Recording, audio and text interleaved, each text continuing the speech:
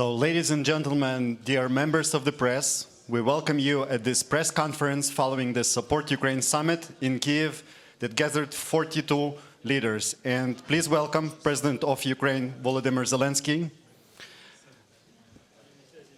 President of Finland, Alexander Stubb, President of Latvia, Edgars Rinkēvičs, President of Lithuania, Gitanas Nausėda, President of the European Council, Antonio Costa, President of the European Commission, Ursula von der Leyen, Prime Minister of Canada, Justin Trudeau, Prime Minister of Denmark, Mette Frederiksen, Prime Minister of Estonia, Kristen Michal, Prime Minister of Iceland, Kristrún Frostadóttir, Prime Minister of Norway, Jonas Gahr Støre, Prime Minister of Spain, Pedro Sánchez, Prime Minister of Sweden, Ulf Kristersson. So we will begin without opening remarks. I think that's the greatest show of unity and freedom in this city, that we have certain leaders speaking to the press together. And let's start without further delay by going to, we have Euronews with us, right? Okay, I see it, in the middle. So please everyone stand up when you ask your questions, get the microphone and go on. Hello, can you... On? Yeah. Can you hear me? Yes. Hello, everybody. My question is addressed to President of the European Commission, Ursula von der Leyen. You have spent the last 3 years building an unprecedented sanctions regime against Russia, really, and you have promised time and time again to make Russia pay for its aggression.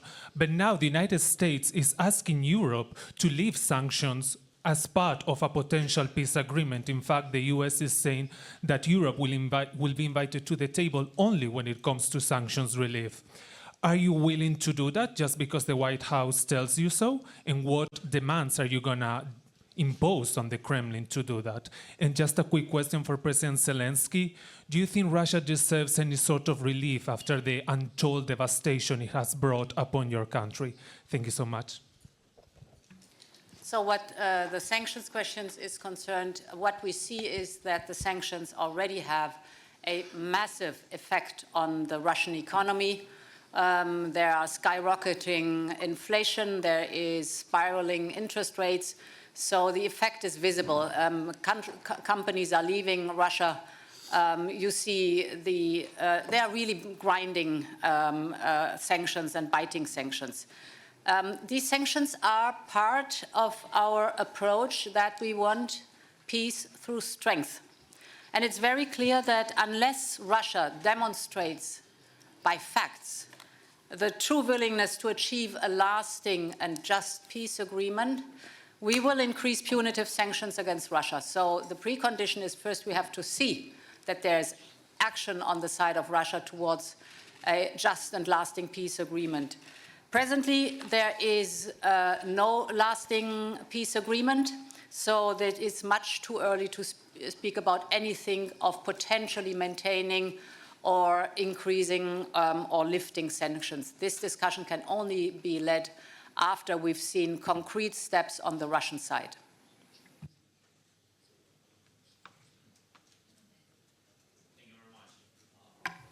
You know, well, we are very often, and also today we speak that we need just and lasting peace. And when we speak about the just, and this war, it's difficult to find just in this war because of such steps of Russia. Their war, their way of this war, how many people they killed, just killed, and thousands in the prison, and stolen children. And that's why we'll never forget it, and we can't forget it.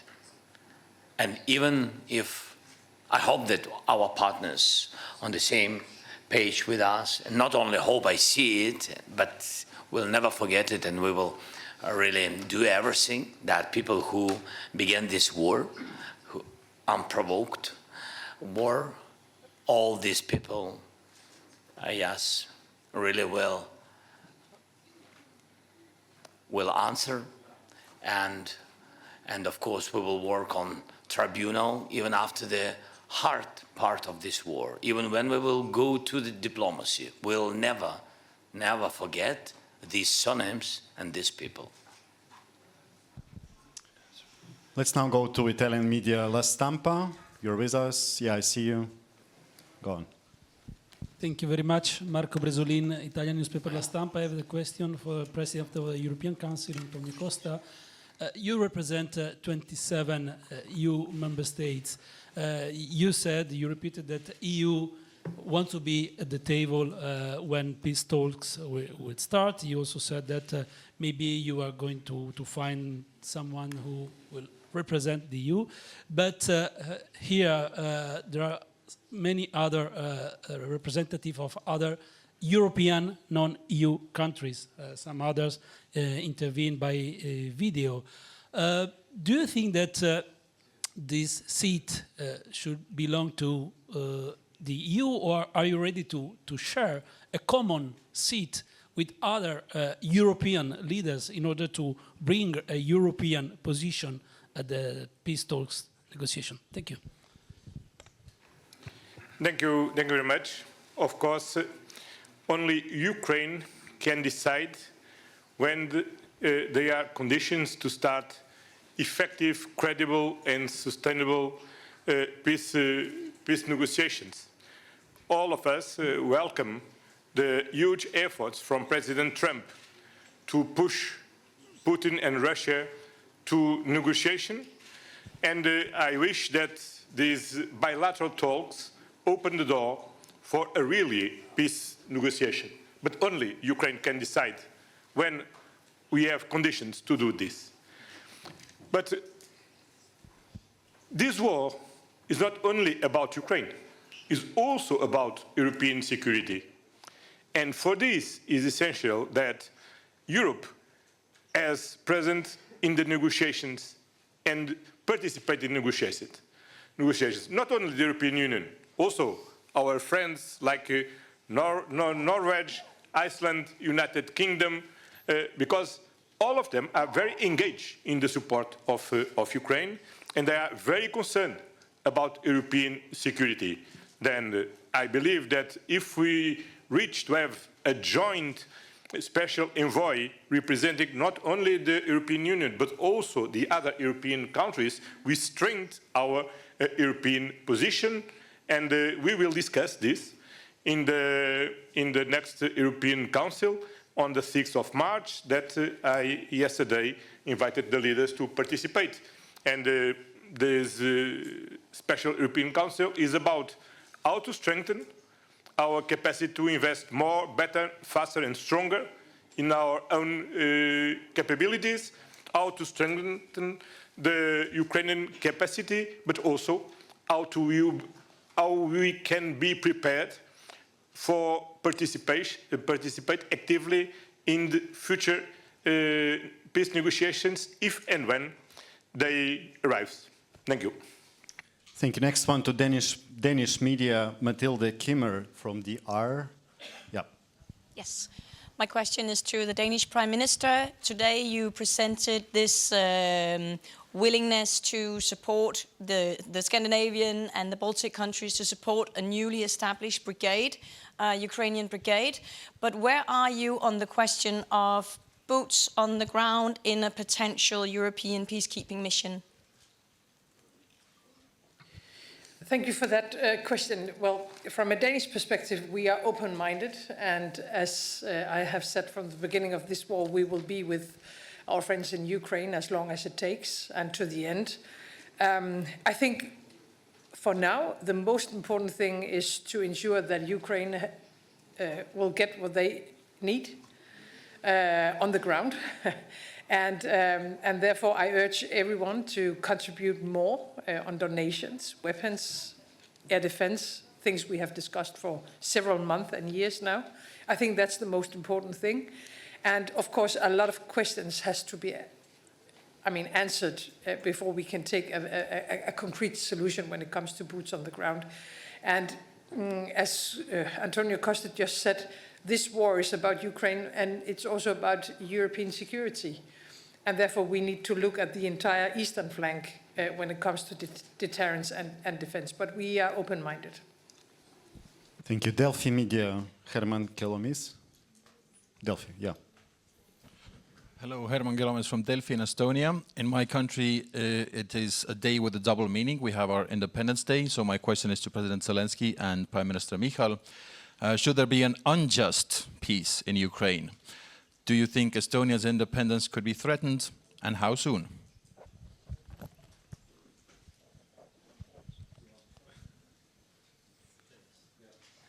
Thank you. It's your birthday, you start. Yeah, it's Estonia's birthday today, 107. The short answer probably would be that all of EU and NATO are under threat if Russia's and Putin's goals and objectives will not be changed. Longer one probably is that Estonia knows its neighbor well, as everybody does. We have invested in defense for many years, and we will. Our aim is to go to 5% of GDP. Next year it's probably near 4 already. And we know that independence is invaluable. That's why I'm here, not in Estonia celebrating Estonia's birthday, to support Ukraine, because we have the common enemy and common fight. Ukraine is fighting the fight also for Europe and Nordics and Baltics, everybody.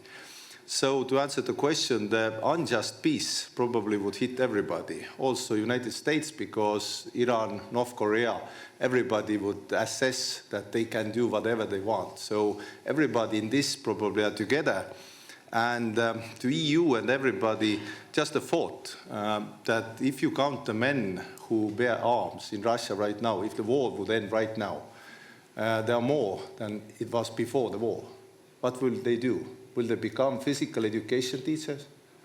Probably not. They will find new jobs. So this is a threat all over the world. Before the war, it was called Wagner's, whatever they were called. But right now, it's somewhat different. So to conclude, European Union, NATO, everybody in civilized and democratic world are under the threat until Russia is forced to change its goals. Thank you. Again, my congratulations to you, your country, your people. We are very proud that today you are here in such a special day. Thank you so much, and my congratulations, and God bless. You'll never have a war. And what is very important, I think in risk, answering your question, yes, all the countries which been before 1990, 1991, which have been under Russian influence. Yeah, so I think Russia, first of all, wants to have their influence continue and be present on these territories of on these independent countries, which been before, during Soviet period, being the republics of Soviet Union, and of course it's Ukraine and Moldova, and of course Estonia, Lithuania, Latvia, and of course where their influence was very strong during the 20th centuries, it's Poland, it's Slovak, and other countries. So the most dangerous moment when you have people who has Russian roots, it's not bad. I'm just how it was with Crimea. I'm just sharing with you our experience. When you have some society, and of course, if you are bordering with Russia, you have such society. I mean, it's with other nations, it's the same. So when you have Russian-speaking people, or their roots, or their families, which half of Estonian, half Russian, like we had Ukrainian, father Ukrainian, and Russian mother, it can be so. It's our history very long. I mean, you are in risk, because it was with Crimea, it was with the East, with Donbass at the very beginning. They said that they are not occupying our territories, that they defend Russian-speaking people. That's why I think that Estonian people have these risks if we will fall down, Ukrainian. I think all such countries who I mentioned, I think have this risk because of Russian policy. because their view of the world, Russian world. Thank you, Mr. President. And we now go to Iceland. Dagny Erlendsdottir from Iceland National Broadcaster. Yes. Thank you. I have a question for the Prime Minister of Iceland, Kristrún Frostadóttir. Your government has decided to increase funding to help Ukraine. On what projects will that be spent? Thank you. Yeah, so this is, we're obviously very much aware of our geographical situation in the world. And even though we might be a small country, we think it's very important that we show through direct action, not just with words, that we're stepping up. We are a country without a military, but we are a country that has high welfare because we have security. And I think there's increased understanding that defense for peace in Europe is extremely important. So we're making this step of doubling our contributions when it comes to defense for Ukraine. And our hope is that we will mostly use these funds to go through the Danish initiative, which we know has been very effective, both financially and for the Ukraine, but also through our demining efforts that we've worked on with Lithuania. So that will be our chief focus. But then we are also obviously supporters through the MB8 of the brigade. We don't have arms or a military, but we will be financially supporting that. So this is an important step for Iceland to take. And like I said before, important to show solidarity with Ukraine. Thank you, Excellency. Let's go now to Canada. Marie F. Bedard from Radio Canada. Hi, good afternoon. If you'll indulge me 1 second, je vais commencer en français. Monsieur le Premier ministre, avec vous, vous avez parlé plus tôt ce matin de la volonté du Canada de collaborer avec les partenaires européens dans le cas où la paix sera atteinte. Est-ce que ça veut dire pour vous des soldats? I'll translate very quickly. Did you mean this morning that Canada was willing to send boots on the ground should there be peace to cooperate with European allies to guarantee Ukraine's security? And if I may, a question for both of you, President Zelensky and Prime Minister Trudeau. How significant and important is it to have a North American ally at this table now, given the fact that in the past month, both of you have had conversations that sounded like they came from an adversary with the United States and its president, Donald Trump? What's the significance of Canada's presence here today?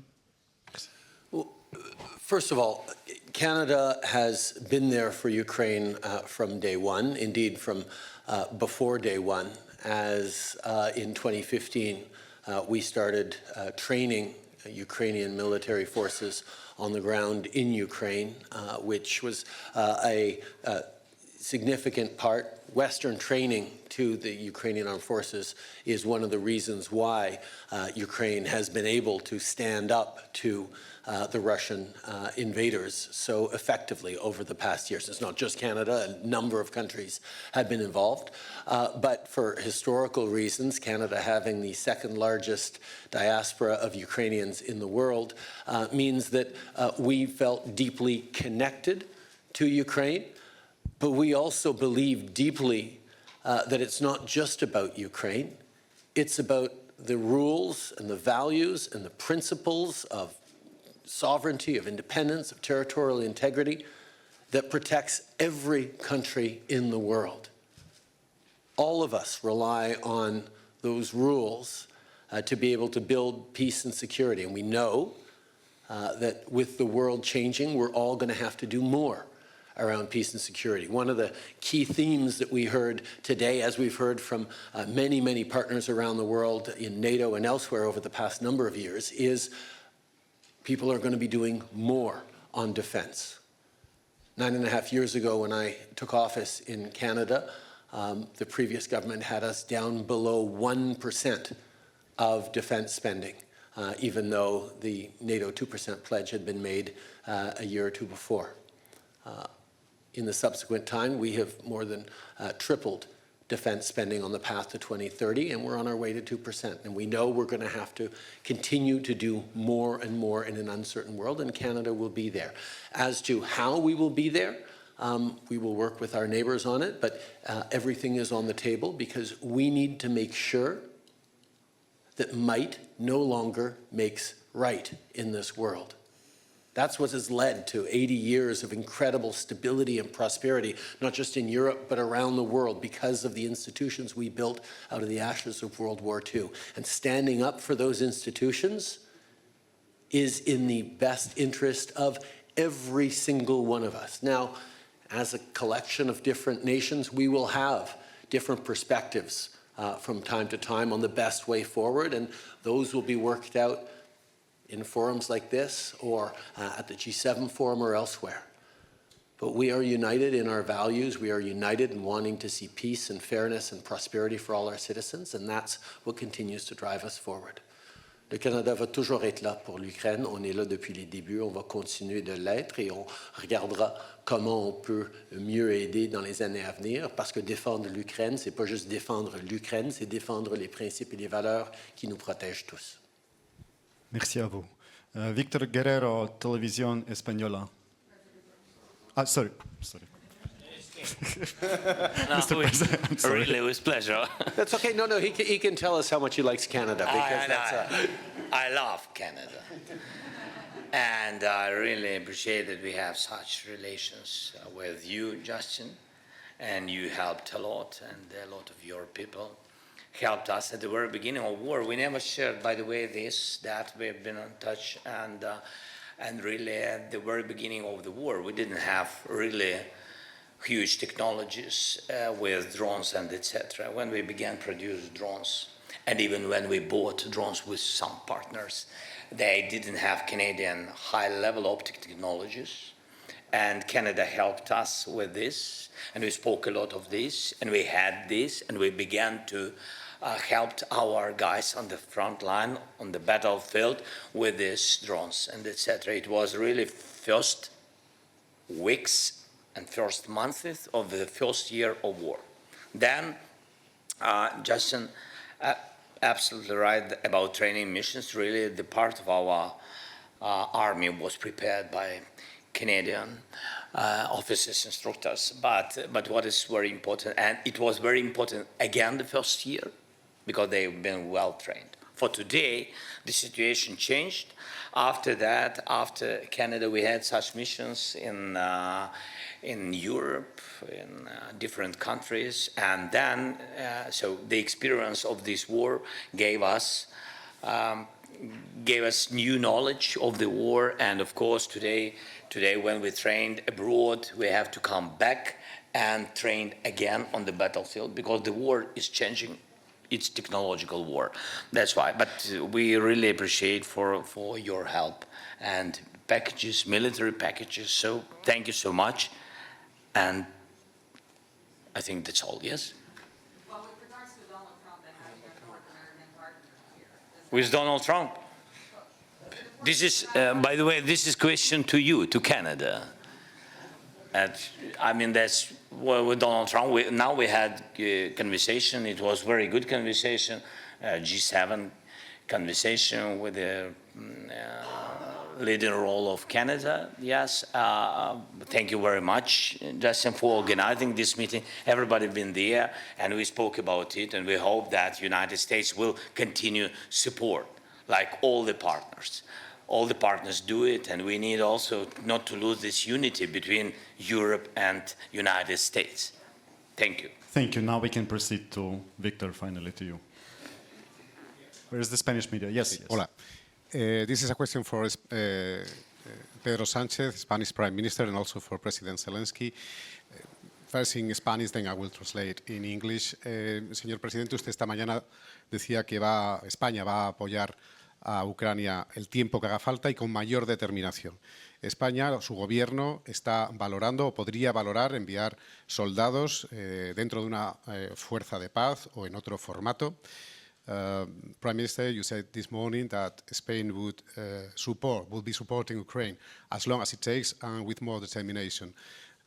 Is the Spanish government considering or could consider it to send Spanish soldiers as a peacekeeping force in Ukraine? And for President Zelensky, are you asking your partners here present for soldiers for a peacekeeping force as a peace guarantee for the future, and how many soldiers do you think would be right for this work? Thank you. Well, thank you, Victor, for your question. I would say, because this is not the first time that I have to answer to this question, and I guess all the rest of colleagues, but I would say that first things first, and step by step. No, I think that now we're focused on what we are, which is to open a genuine peace negotiations talks. And for that is crucial, I would say critical, that Ukraine and of course Europe are implicated in the negotiation process. Second, I think it's critical for all of us to provide the security guarantees to Ukraine in order to reach that common goal that we have, which is to have a last and just peace for Ukraine and for Europe. So you know, I think these are now the questions that we have to answer, and we welcome, of course, this window of opportunity that now we have in order to speak about peace. But as I said before, I think it's important that to have the European Union and, of course, Ukraine implicated in these very important talks. And as I said during this morning, of course, you know, in 2024, Spain signed a very important bilateral security agreement with Ukraine that will last for the next 10 years. Last year, we provide 1 billion euros in order to provide military capabilities to Ukraine. This is something that we are going to repeat in the year 2025, and of course, we are we stand with Ukraine and of course with President Zelenskyy. Thank you so much. Well, we're thankful to you, Pedro, your country, your team, and your people. We had, I think, the most difficult moments, 3 winters, blackouts, and etc. Now we're sitting in the middle of the winter. We have light, we have connection, we have internet, we have possibility to speak, and our people have electricity, and we see each other. That's good, very good. But this is the big work of a lot of partners. For example, I don't know if I can share when I came to Spain in a very difficult moment, again in winter, and Pedro made a decision with a, I don't know if I can say number of hawks, I don't know. Yeah, 6. It was decision I needed very much because we knew that they will attack very specific infrastructure of energy, and we needed very much 10 very quickly. I had to find very quickly 10 systems and through the world, and immediately Pedro gave me 6 hawks, and it helped. So thank you so much. And such things, this is illustration of our unity. And again, it means that we can trust each other and we count on each other, and we are very thankful. And I'm very thankful, like president of our nation, to all your nations. And this is very important. I think the same thing we will discuss. Now it's not for public because we didn't make a decision about the contingents and infrastructure for security guarantees. We are contingents or troops, how you say, or soldiers, like the journalist said. So we will discuss this infrastructure. The number, so of course I know the number what we need, and of course we will share it firstly, not in the open conversation. Yes, not to prepare Russians for this. And so we will discuss, and when we will make decision of what we see, how we see the number, and if it will be positive, we will share it. Of course we will share it. It's not a secret. It can't be without supporting of societies. Thank you. Thank you. Now to Swedish media, Svenska Dagbladet. Yeah, we have Swedish media with us. Okay, they probably left. Have not waited until now, yes? Okay, let's go now to Norway then, another Nordic nation. Marius Helge Larsen. Okay, at least we have you. Hi.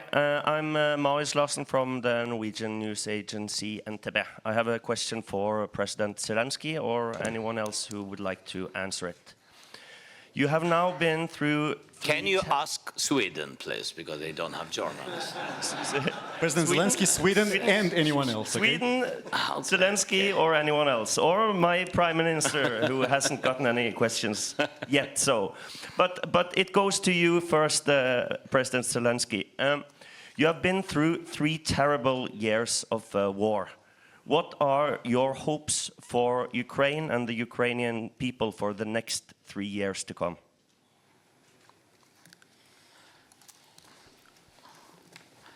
We hope that we can finish this war this year, not in 3 years.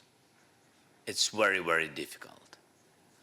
Very difficult for all our nation to go through this war, but with all respect to our soldiers and our people. So I can't speak about 3 years. If we speak about how to prepare security because of the Russia, they can come back in 10 years. If we will not be prepared. They will not come back if we will pressure them, put them to their place, to their territory. And if Ukraine will be in EU and in NATO in closest years, of course it will help us very much. And I think that they will not come back if we will have strong army and strong allies and strong unity, to my mind. Because they will never, forgive the world that they didn't win. And you see that they will not win. Thanks. Thank you. And what about Sweden? Yes, you have a question to your Prime Minister or not? If not, we will proceed. No? Okay. I think everything was so clear. Okay, yes. I have a question for my Prime Minister as well, Jonas Gahr Støre. Today, your colleague Mette Frederiksen in Denmark said that 3% of the budget to defense is not enough. You have set a goal to reach 3% within 2036. Do you think that is a fast enough pace? Well, I think we have made that significant shift of lifting us far above 2%. First, we were among countries that did not have a plan. Then we had a plan, then we moved beyond. We are now about 2.5, and we may reach 3% before 2036, by the way. I think we may need to invest more in defense, and I think that debate should be on figures, but also on quality and capabilities. Because if we get lost in figures, we will have 32 allies with silos and percentages. What we need to do now is to deliver on what we have agreed at NATO, in Vilnius and in Washington about regional plans. So we work now with Sweden and Finland in the north of the Nordic region to make sense of our capabilities in defending the Nordic part of the Nordic region. And we debate with our Danish friends and our German friends and our British friends that around the North Sea we should also have investment in the best capabilities. That may also lift percentage, but I would really like to see the output as the most important.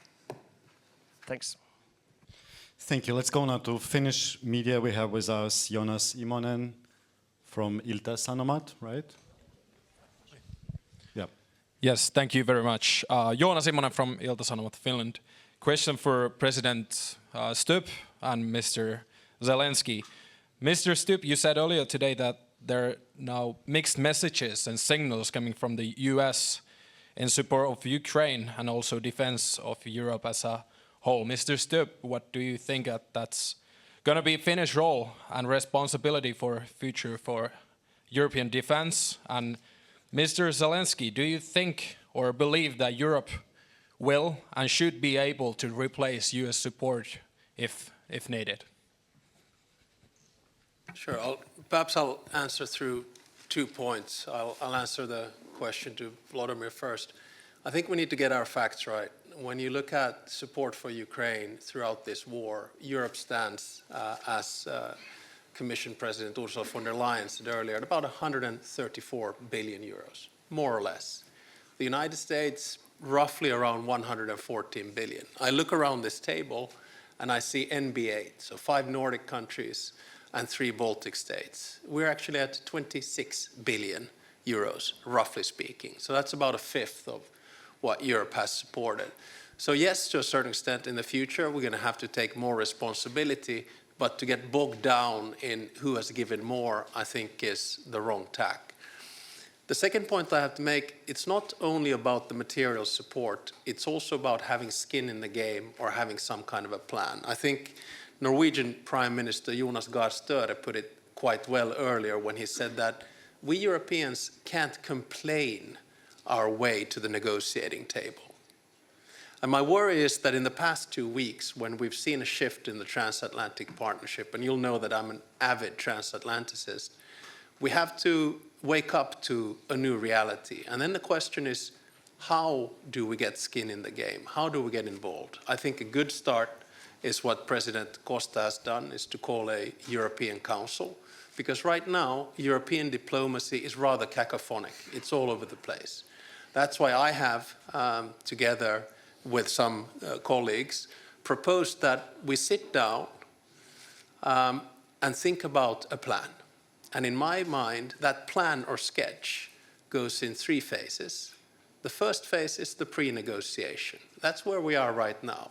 This is when we have to think really hard how we put more pressure on Russia and basically how we support Vladimir and Ukraine and what kind of security arrangements we have. And if I may, just as a side note, I'm getting a little bit frustrated about this debate on boots on the ground, because that sort of misses the whole point. That is that the strongest boots on the ground in the world right now are with Ukraine.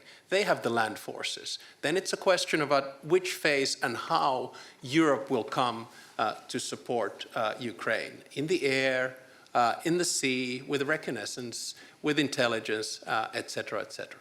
The second phase of the plan is when the ceasefire begins. And that's actually quite crucial, because that's when you start looking at the modalities and the agenda of the actual negotiations. And that's when you start looking at confidence-building measures. And then the third phase is the peace process. And that's when you start talking about the big issues of territory, and that's when you start talking basically about recompensation, about justice, which President Zelenskyy was talking about earlier. So what I'm trying to say is that I think we in Europe, we need to get our act together. And in order to get an act together, you have to have a plan to the Americans, because if you don't have a plan to the Americans, you're not going to get involved in negotiations. And right now, the negotiations are happening above our heads without any kind of a plan and strategy. That's why I think this meeting has been extremely important. And that's why I think that the next 2 weeks are crucial also about the future of European security. And there was another, yeah. Just to add some words, I think that you are sorry that I'm telling but I think that you are neighboring the same problem. Yes, and that's great. So that's big success that you are in NATO. And my congratulations to Sweden. And also, that's why, so we are very thankful that we have such close partnership with Finland, with Alexander. And of course, you gave us a lot of packages during this war. And it was very important, useful. I can tell you, especially, by the way, first year, I'm focusing a lot of times on the first year, but I think that the first year, first months, was the most important in this battle. And when those times we didn't have 155 artillery, I mean Western kind of NATO standard systems of artillery. We didn't have long distance weapon and etc. We had Ukrainian production, Soviet period production, any weapon, artillery and etc. And their air defense, S-300, for example, missiles. And it was very difficult. It was big deficit because it's big deficit in the world. And Finland helped us very much, because really we found only some countries who had it in the storages. Yeah, so it was very important, especially those months, those first weeks and months. And about your neighbor, and I think, and of course, Ukraine will be always thankful for this and never forget it. And I think those experience of such enemies or such problematic neighboring, how to save the border, and you have very long border with Russia. And that's why I think our experience of how to defend the contact line or defend the front line, and the same technologies how to defend the border. I think this experience, our experience, will be very useful for your country.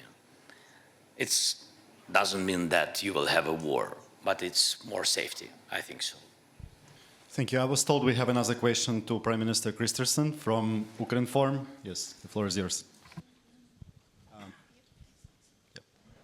Tatiana Pasova, Ukrinform, a question to the Prime Minister of Sweden and the President of Ukraine.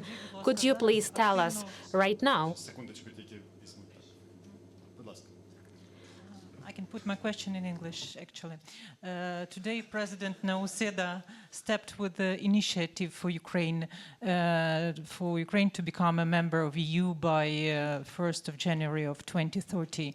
And do you support such initiative? Because we need a coalition of leaders who will support our way for EU. And і запитання до президента Зеленського. Question to President Zelensky. Could you please tell us whether we are ready to speed up the reforms for Euro integration and Euro accession?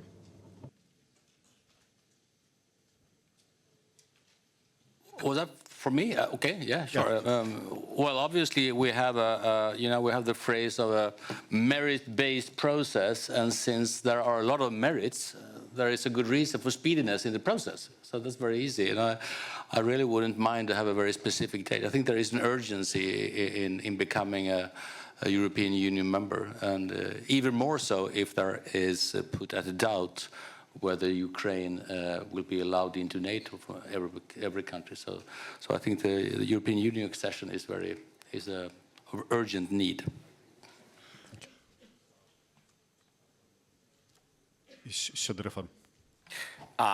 I think so that how to open clusters quickly on the way to EU and what we have to do for this. I think all the answers can give you really the President Ursula von der Leyen. She knows she and President Costa, I think they know when we will be in EU. Really? No pressure. They're decision makers. So. Yeah, but perhaps I may add, I am now witnessing many different accession processes. I must say, I'm so deeply impressed by the speed and the quality with which this country, Ukraine, is reforming and doing all the necessary steps, and these are hard steps, and this is a lot of hard work, while fighting a war of survival is really impressive. So you have here an example for highest merit, highest quality, and speedy delivery that is exemplary. You got 3. So now we go to Latvia. Latvian media, Latvian television. Gins Amoliņš. Thanks. Hello? Works well.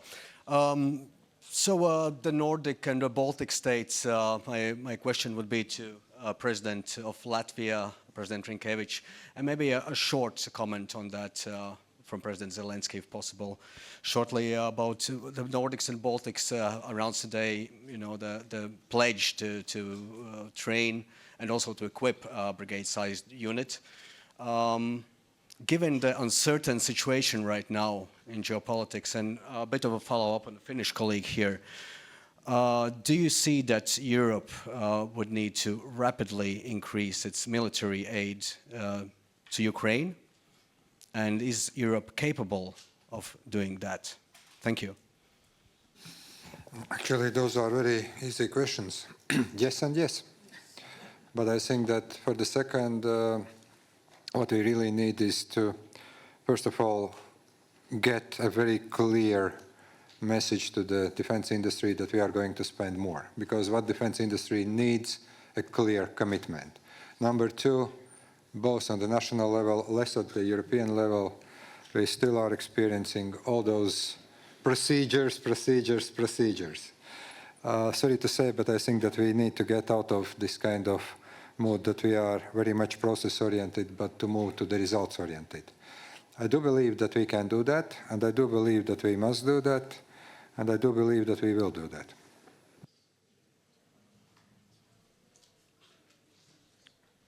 Okay, let's go now to listen. I think so that all the defense or military industries of European countries began to increase the production because of this war. Began to increase the production, beginning from the artillery rounds to drone production, technologies, systems of electronic warfare, a lot of things, different things. But how to do, but it's not enough, and how to increase more quicker and be comparable with Russians is to invest more to Ukrainian production. Because our economy, we have military economy for today. We just produce, for example, like drones. We have 200 private companies. 200, it's a lot. Even small companies, they need financing, and they produce quicker than our government production. It's understandable, because without any bureaucracy, they just produce and help soldiers. And by the way, they help directly to the front line.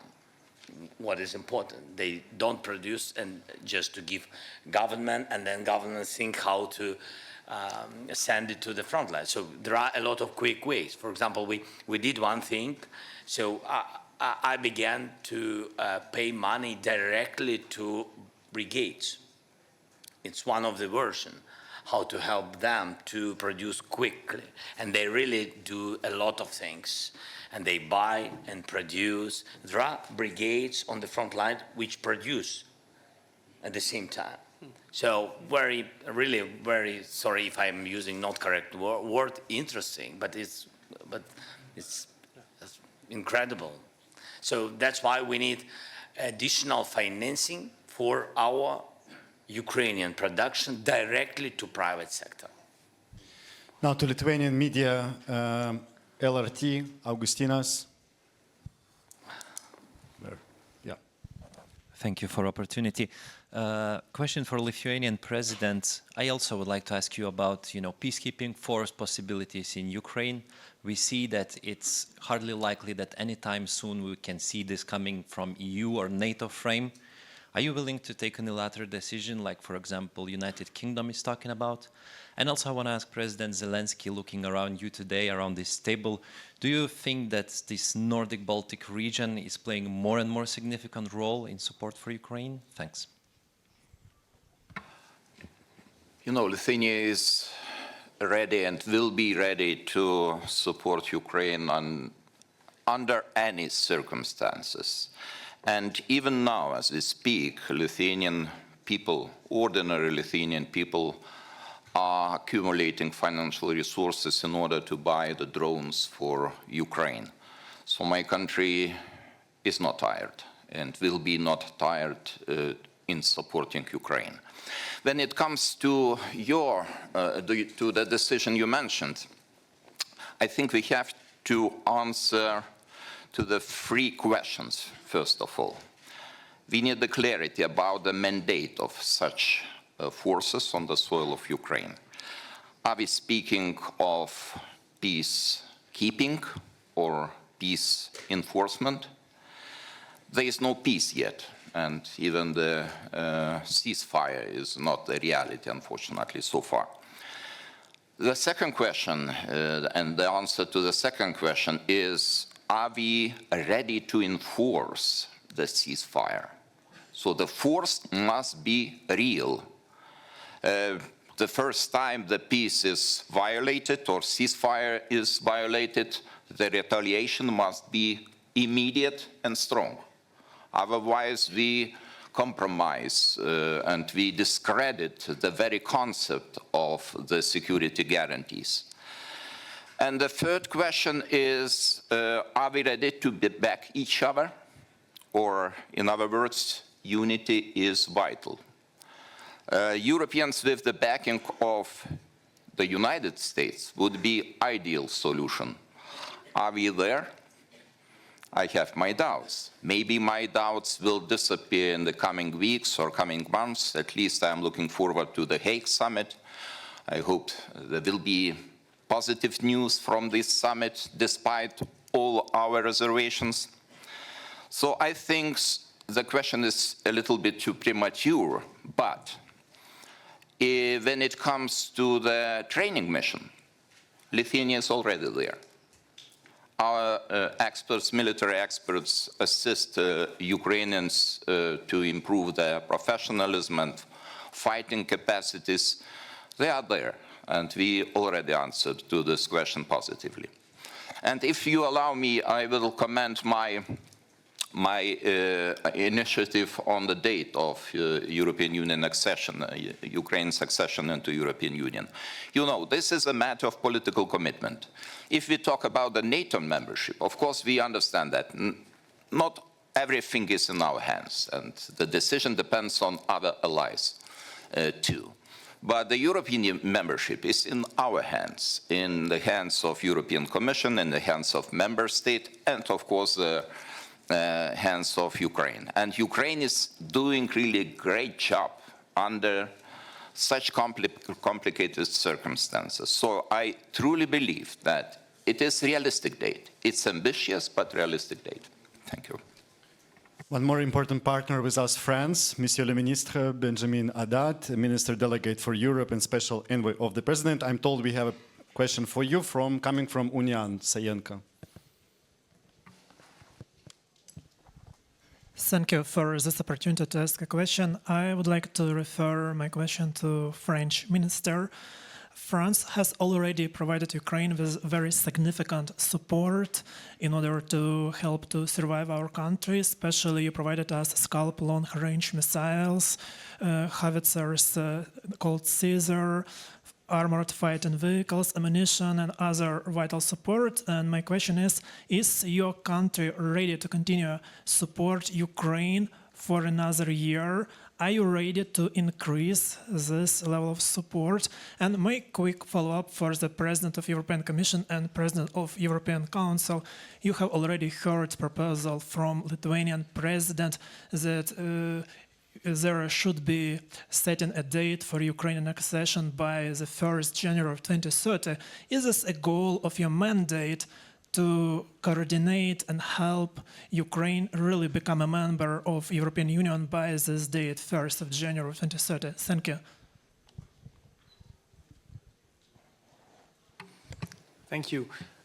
Yes, France will continue to support Ukraine for how long it takes, for the simple reason that Ukrainians are not just fighting for their security and their freedom, but for the security of Europeans against the threat that Russia poses for all of us. You were kind enough to mention long-range missiles, the Caesar cannons. We have the first Mirage jets now flying in the skies of Ukraine, as well as the Kyiv brigade that's been deployed on the ground, and we will continue to do so. President Macron, as you know, is today in Washington, D.C. to continue the respectful and honest dialogue that he has with President Trump, to say that very simply, we support the peace through strength approach. And for this to succeed, we need to continue to support Ukraine on the ground. We need to increase pressure on Russia. And this is why we welcome the adoption of the 16th round of sanctions today on Russia, that Ukrainians need to be around the table when their security is being discussed. Europeans need to be around the table, and that there can be no just and lasting peace without robust security guarantees in the long run. And this is where also Europeans will have to step up and take their responsibility. And France is ready in this respect to continue to take its responsibility alongside its partners for the security of Ukraine, the security of all of us. So to your question concerning the initiative of President Gitanas Nausėda, I think it's a very noble initiative because it shows a lot of political will and an amazing support to Ukraine. And thank you very much for that. The process of accession, we always repeat, is merits-based. Basically, it says there are certain conditions and reforms that you have to do, and you have to implement them so that the conditions are right for an accession. And it's good for the European Union, and it's good for the accessing country. So that is always necessary.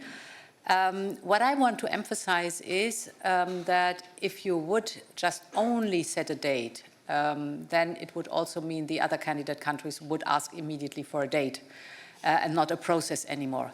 But again, I really appreciate the political will that is there. I would even say Ukraine, merits-based process, if they continue at that speed and at that quality, perhaps they could be earlier than 2030.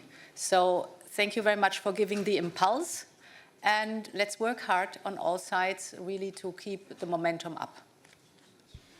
We're almost out of time, but we have one more question for President Zelensky. Sorry, if you allow me. I'm sorry, President. For sure, Ukraine's accession to the European Union will be the most important security guarantee for the future of Ukraine. And we have already decided that this new institutional cycle will be the institutional cycle of enlargement to Ukraine, to Moldova, to Western Balkans, and we don't know, with Georgia.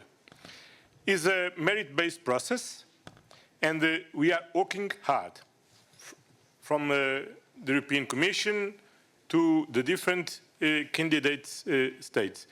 And it's very impressive what Ukraine is making.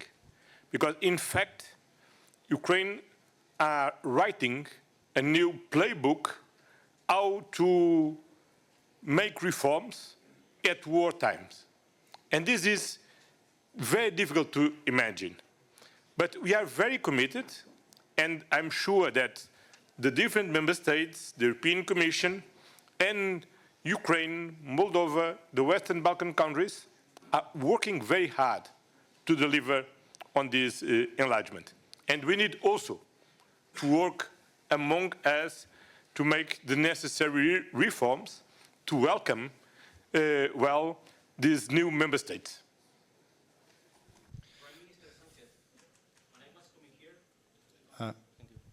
El Confidencial, Fermín Torrano.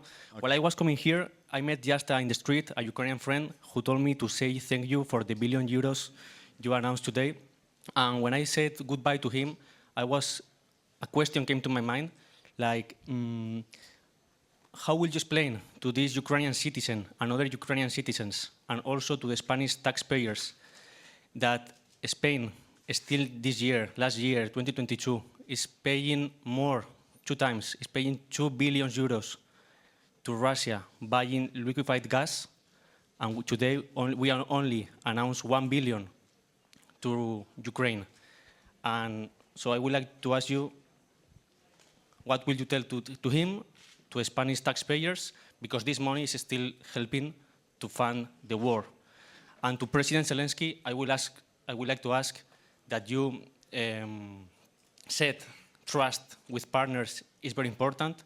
So I would like to know, how do you feel with partners that still pays money, a lot of money, more money than they give to you, to the enemy, or partially at least? Thank you very much. Thank you. Well, thank you for the questions. First of all, Spain has supported all the sanctions packages approved by the Council. And we've been very constructive and positive in order to increase the pressure on Russian shoulders in order to stop the war. Second, you're talking about private contracts, but the political will of the Spanish government, and I would say the Spanish society, is to reduce and diversify our energy dependencies towards other countries. And we have done so. We have done so. Our main provider is now in North America, not only the US, but also Canada. And last but not least, I would say that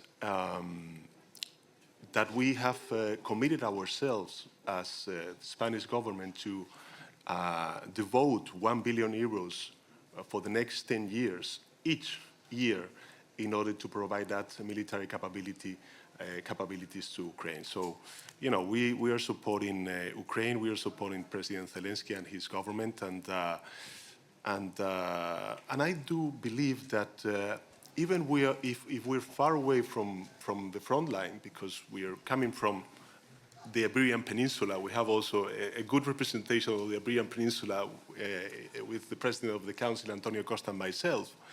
I think that people in our society understand quite well the importance of defending and providing this support to Ukraine and its people in order to guarantee that peace and security in Ukraine and in Europe.